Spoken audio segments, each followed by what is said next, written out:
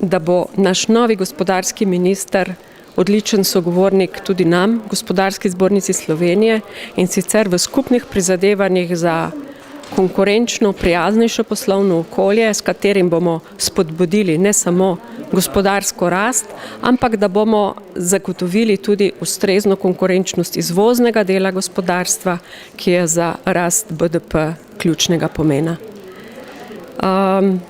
Pričakujemo, da bo kot odličen gospodarstvenik to, kar ve, da je potrebno zagotoviti za podjetje, da je inovativno, da je konkurenčno, da je izvozno naravnano,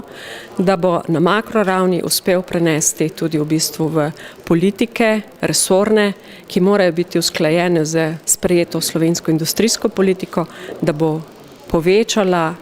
konkurenčnost, inovacijsko usposobljenost in izvozno naravnanost slovenskega gospodarstva. Samo to je porok za to, da bo Slovenija izšla iz krize.